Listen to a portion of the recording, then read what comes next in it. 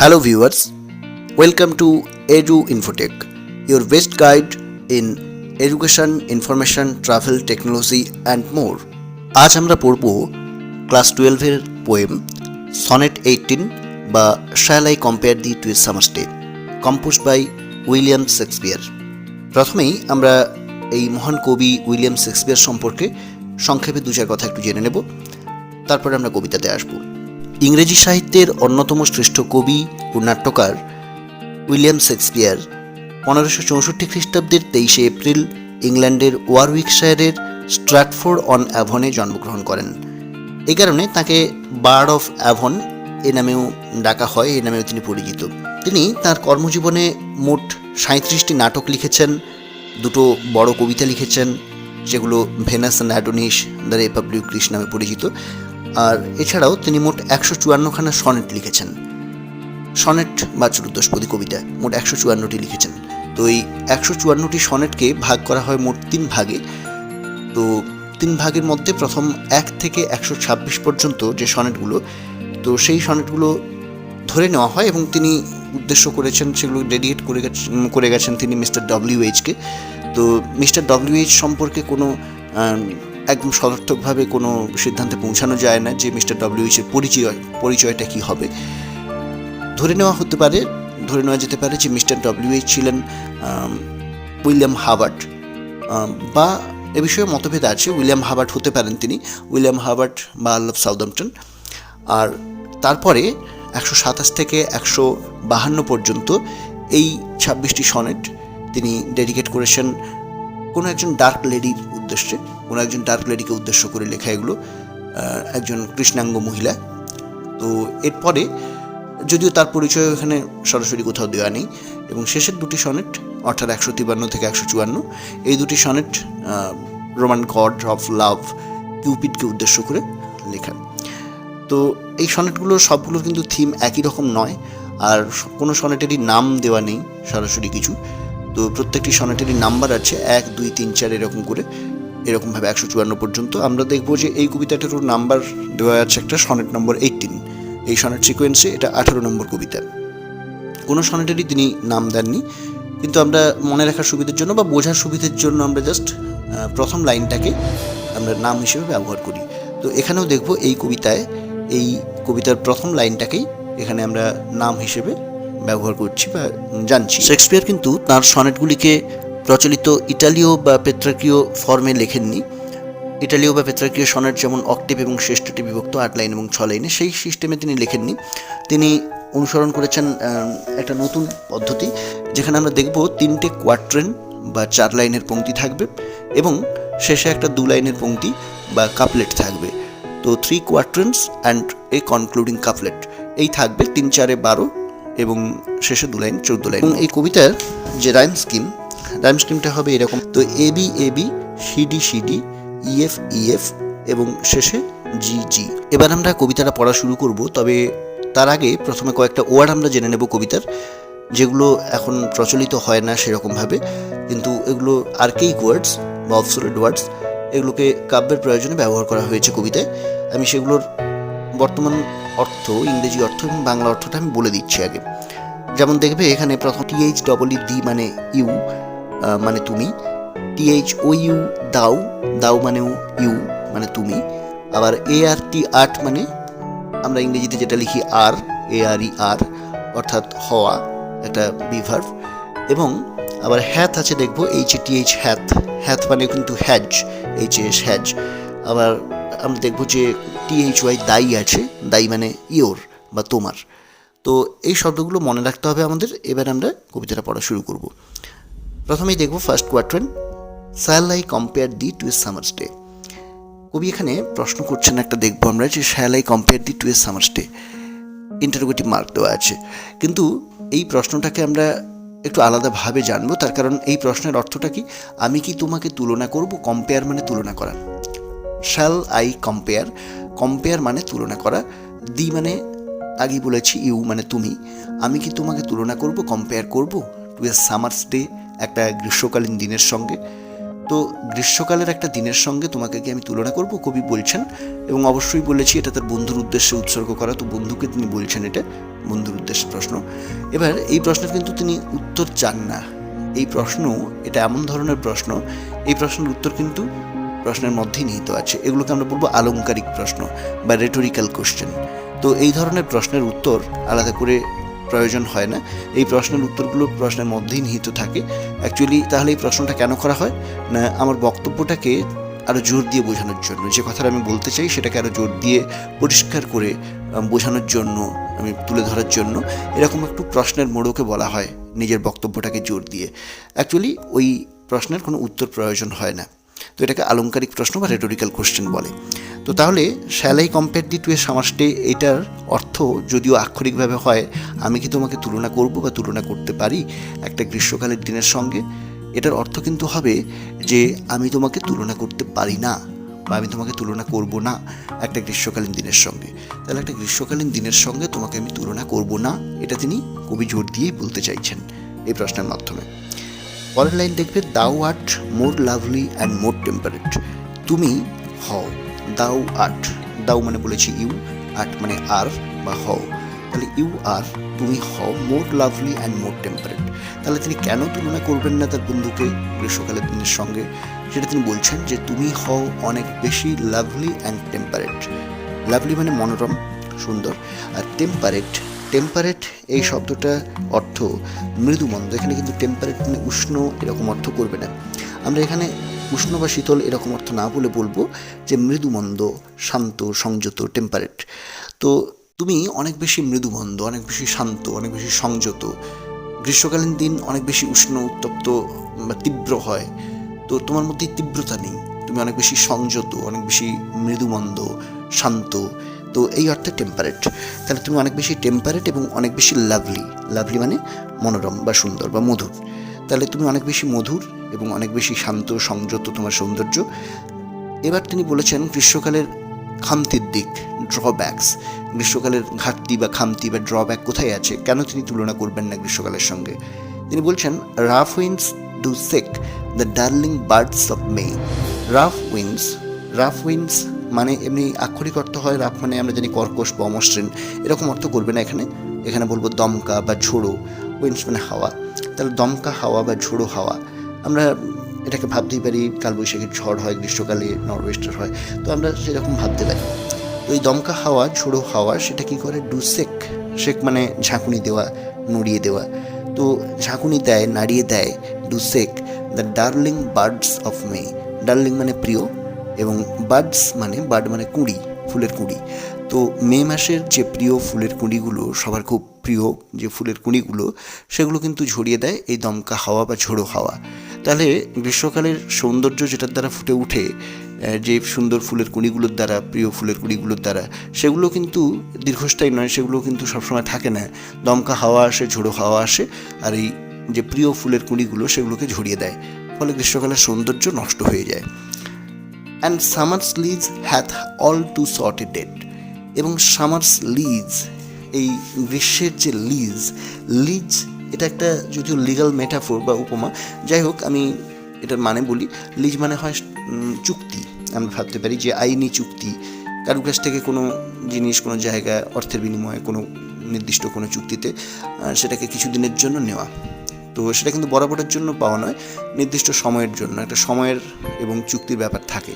তো তাহলে স্থায়িত্ব বলেও আমরা এটা ভাবতে পারি, এটাকে স্থায়িত্ব বলেও ভাবতে পারি। তো সামার্স লিজ, তাহলে সামারের এই চুক্তি, গ্রীষ্মের, সামার মানে গ্রীষ্ম, তো গ্রীষ্মের এই চুক্তি বা স্থায়িত্ব বা তার যে কালটা, সেটা hath all too short a date. Hath all too short, hath means has, তাহলে সেটার আছে খুব অল্পই ডেট, শর্ট ডেট। শর্ট মানে অল্প, কম, ডেট মানে এখানে সময় ভাবতে পারি আমরা, ডেট মানে টাইম, সময়। তাহলে খুব অল্প সময়ের স্থায়িত্ব, সহজ করে বললে গ্রীষ্মকালের যে চুক্তিটা, গ্রীষ্মকালের যে স্থায়িত্বটা, সেটা কিন্তু খুব অল্প সময়ের। গ্রীষ্মকালের স্থায়িত্বটা খুব অল্প সময়ের, বোঝা গেছে?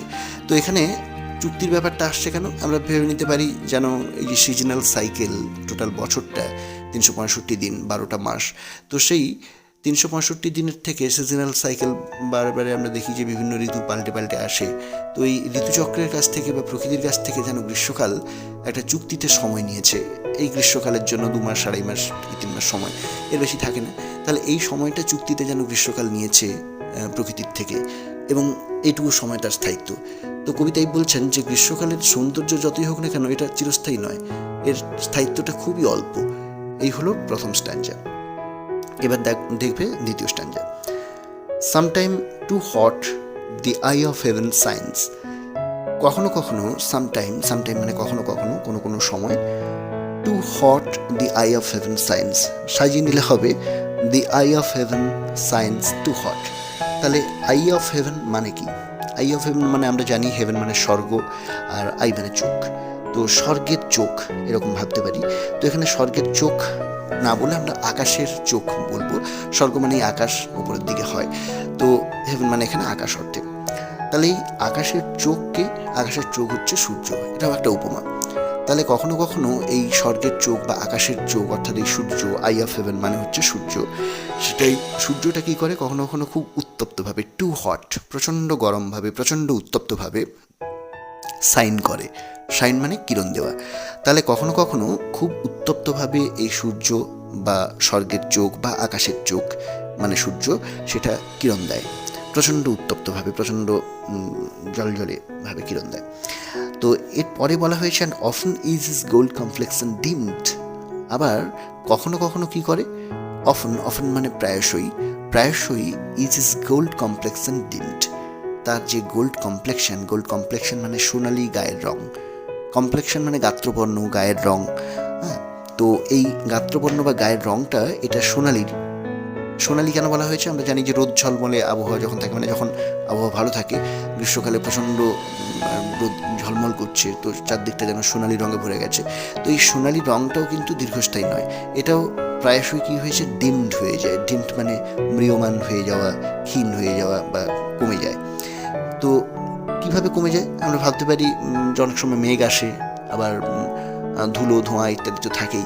মেঘের দ্বারা বেশিরভাগ সময় আমরা দেখি গ্রীষ্মকালে অনেক সময় মেঘ ওঠে আকাশে, মেঘ হলে তখন এই সোনালি রঙটা আর দেখা যায় না, তখন আবছা হয়ে যায় সূর্য, বা সূর্য হারিয়েই যায়, একদম অদৃশ্য হয়ে যায়, আর এই সোনালি রঙটা থাকেই না। তাহলে তিনি বলছেন এটাই যে তার গ্রীষ্মকালের যে সৌন্দর্যগুলো সেটা কোনোটাই কিন্তু চিরস্থায়ী নয়, সেটা কিন্তু একই রকম সবসময় থাকছে এরকমটা নয়। তো কখনো কখনো খুব উত্তপ্তভাবে রোদটা কিরণ দিচ্ছে, সূর্য কিরণ দিচ্ছে, এবং সেটাও আমাদের কাছে অস্বস্তিকর হয়ে দাঁড়াচ্ছে। এত বেশি তীব্র রোদ যে সেটা দাবদাহের সৃষ্টি করছে, ঝলসে দিচ্ছে যেন সব কিছু, প্রচণ্ড গরমভাবে, টু হট। সেটা কিন্তু মৃদুমন্দ বা শান্ত সংযত নয়, টু হট। তো সেরকম উত্তপ্তভাবে কিরণ দেয়। আবার অফন প্রায়শই তার এই গোল্ড কমপ্লেক্সন বা এই সোনালি গায়ের রঙটা সেটাও কিন্তু ম্রিয়মান হয়ে যায়, ডিমড হয়ে যায়, ক্ষীণ হয়ে যায়, ফ্যাকাশে হয়ে যায়। তো তার এটা এই সৌন্দর্যটা কখনো খুব উপভোগ্য কিন্তু হয়ে উঠছে না। And every fair from fair sometime declines. এবার তিনি একটা কথা বলেছেন যে প্রত্যেকটি ফেয়ার, এখানে দুটো ফেয়ার আছে আমরা দেখব এই লাইনে, একটা ফেয়ার আছে প্রথমে আর একটা ফেয়ার আছে তারপরে।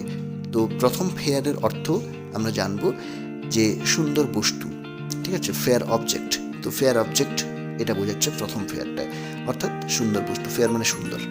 তাহলে প্রত্যেকটি সুন্দর বস্তু, every fair means every fair object বা এভরি বিউটিফুল অবজেক্ট, অর্থাৎ প্রত্যেকটি সুন্দর বস্তু। এই প্রত্যেকটি সুন্দর বস্তু সেগুলো কি করে, সামটাইম ডিক্লাইনস। এবার এই ফ্রম ফেয়ারটাকে একদম যদি শেষে নিয়ে চলে যাই তাহলে বুঝতে সুবিধা হবে, সামটাইম ডিক্লাইনস ফ্রম ফেয়ার।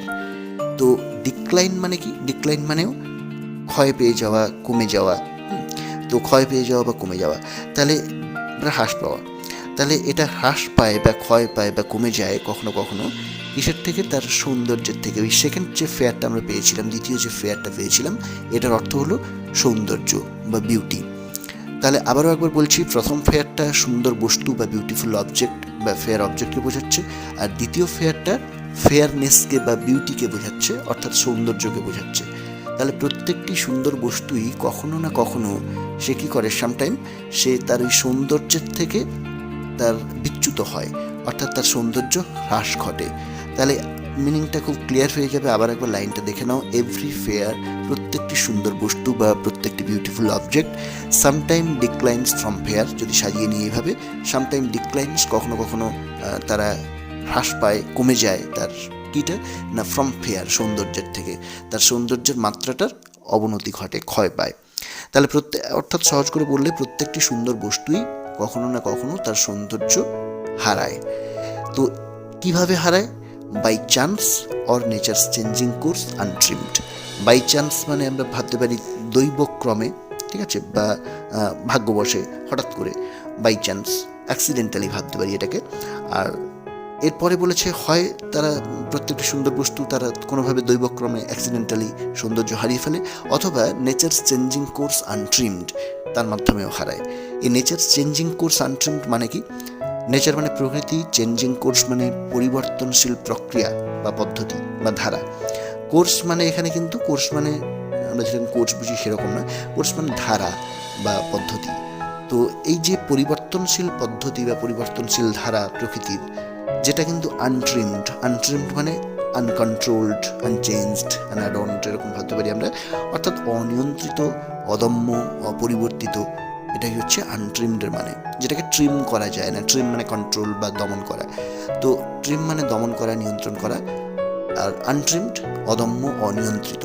তাহলে যেটাকে দমন করা যায় না বা নিয়ন্ত্রণ করা যায় না, বাগে আনা যায় না, কোন জিনিসটাকে আনতে পারি না আমরা? প্রকৃতির যে পরিবর্তনশীল প্রক্রিয়া, প্রকৃতির যে পরিবর্তনশীল ধারা, প্রকৃতির নিজের খেয়ালে, নিজের নিয়মে পরিবর্তিত হয়েই চলে সবসময়। ঋতু পরিবর্তিত হয়, অন্যান্য সব কিছুই পরিবর্তিত হয়ে চলে। আমরা সেটাকে কিন্তু দমন করতে পারি না, আমরা আমাদের নিজেদের ইচ্ছা মতো সেটাকে নিয়ন্ত্রণ করতে পারি না। তাহলে প্রকৃতির এই নিজস্ব যে পরিবর্তনশীল ধারা বা পদ্ধতি, সেই নিজস্ব পরিবর্তনশীল ধারা বা পদ্ধতির মাধ্যমে প্রত্যেকটি সুন্দর বস্তু তার সৌন্দর্য হারিয়ে ফেলে, অর্থাৎ স্বাভাবিক নিয়মে। আবার কখনো বা কখনো ওই প্রত্যেকটি সুন্দর বস্তু তারা তাদের সৌন্দর্য হারায় কিভাবে না? ভাগ্যক্রমে বা দৈবক্রমে, অ্যাক্সিডেন্টালি। খুব সহজ উদাহরণ দিলে বোঝা যাবে যে ধরো একটা সুন্দর ফুল ফুটেছে, এই সুন্দর ফুলটা দুভাবে তার সৌন্দর্য হারাতে পারে। এক হচ্ছে সুন্দর ফুলটার কিছুই ঘটলো না, সেটা থাকতে থাকতে থাকতে থাকতে কয়েকদিন পরে সেটা শুকিয়ে শুকিয়ে তার জীবনকাল যতটা শুকিয়ে সেটা ঝরে পড়ে গেল, মলিন হয়ে গেল, শুকিয়ে গেল, ঝরে পড়ে গেল। তো এটা হচ্ছে প্রকৃতির স্বাভাবিক নিয়মে সেটা সৌন্দর্য হারালো। আবার অ্যাক্সিডেন্টালি বা বাই চান্স কীভাবে হতে পারে? ধরো একটা ঝড় এসে ওই ফুলটাকে ছিঁড়ে দিল গাছ থেকে, বা একটা আমরা কেউ ছিঁড়ে ফেললাম ফুলটাকে, একটা ছাগল এসে খেয়ে গেল। স্বাভাবিকভাবে আমরা যে কোনো ভাবতে পারি ফুলটাকে নষ্ট করা হলো, তো হঠাৎ করে, তো সেটা এই হঠাৎ করে তার সৌন্দর্য হারাতে পারে। অথবা প্রকৃতির যে স্বাভাবিক পরিবর্তনশীল পদ্ধতি, যে natural changing course, nature changing course, এবং যেটা আনট্রিম, যেটাকে আমরা ট্রিম করতে বা কন্ট্রোল করতে পারি না, সেভাবেও এই সৌন্দর্য হারিয়ে যেতে পারে। এই হলো বিষয়বস্তু। তাহলে তিনি প্রথমেই যে বলেছিলেন যে তিনি তার বন্ধুকে গ্রীষ্মকালীন দিনের সঙ্গে তুলনা করবেন না। কেন করবেন না? তার কখনো মাথায় এসেছিল যে গ্রীষ্মকালীন দিনের সঙ্গে তুলনা তিনি করবেন, হয়তো কখনো ভেবেছিলেন প্রথমে, তারপরেই তিনি চেঞ্জ করেছেন নিজের ডিসিশন যে না, করবেন না। কারণ গ্রীষ্মকালীন দিনটা এমনিতে সুন্দর, তো কিন্তু সেই সৌন্দর্যের মধ্যে অনেক খামতি আছে, অনেক ঘাটতি আছে। সেই ঘাটতিগুলোকে তিনি এতক্ষণ দেখালেন, ড্রব্যাকগুলোকে তিনি দেখালেন এই দুটো স্ট্যান্জাতে। এবং সঙ্গে এটাও বললেন যে সবথেকে বড় ঘাটতি হচ্ছে গ্রীষ্মকালীন দিনের, যে এটা চিরস্থায়ী নয়, এটা খুব অল্প সময়ের জন্য স্থায়ী। এবং যে ঘাটতিগুলো তিনি দেখিয়েছেন আমরা সেগুলো দেখলাম পরপর। তো এই কারণে তিনি তার বন্ধুকে গ্রীষ্মকালীন দিনের সঙ্গে তুলনা করবেন না, কারণ তার বন্ধুর সৌন্দর্য, তিনি যেটা বলতে চাইছেন, তার যেটা বক্তব্য, যে বন্ধুর সৌন্দর্য অনেক বেশি শান্ত, সংযত, সমাহিত, এবং এটা চিরস্থায়ী। আমরা সেটা এবার দেখব। এবার তিনি বলছেন থার্ড স্ট্যান্জায়, এখানে একটা সাবজেক্ট ম্যাটারের চেঞ্জও আমরা দেখতে পারি, এটাকে ভুলটা বলা হয়। যাই হোক, পেট্রাকান সনেটের মধ্যে একটা ভুলটা এখানেও আছে, বা বিষয়বস্তুর পরিবর্তন। দেখো, বাট দাই ইটারনাল সামার শাল নট ফেড, কিন্তু তোমার ইটারনাল সামার, তোমার চিরন্তন গ্রীষ্মকাল, দাই মানে ইয়োর, মানে তোমার, আগেই বলেছি। ইটারনাল সামার মানে কি? চিরন্তন গ্রীষ্ম। ইটারনাল মানে চিরন্তন, চিরকালীন। সামার মানে গ্রীষ্ম হয়। তো এখানে গ্রীষ্ম বলতে অ্যাকচুয়ালি এখানে সৌন্দর্য বা যৌবন, এই অর্থে আমরা এখানে সামারটাকে নেব। এখানে যে সামারটা আছে, এটার অর্থ হলো, আবারও বলছি, যে সৌন্দর্য বা যৌবন। তাহলে তোমার যে চিরন্তন বা শাশ্বত যে যৌবন বা সৌন্দর্য, your eternal summer shall not fade, সেটা ফেড হবে না। ফেড মানে ক্ষীণ হয়ে যাওয়া, আবছা হয়ে যাওয়া, মলিন হয়ে যাওয়া। তাহলে তোমার এই চিরন্তন সৌন্দর্য বা তোমার চিরন্তন যে গ্রীষ্ম, অর্থাৎ সৌন্দর্য, গ্রীষ্ম মানে সৌন্দর্যের প্রতীক, তো তোমার চিরন্তন সৌন্দর্য বা তোমার চিরন্তন যৌবন, সেটা কিন্তু কখনোই মলিন হবে না, সেটা কখনোই ফ্যাকাশে হবে না, ফেড হবে না।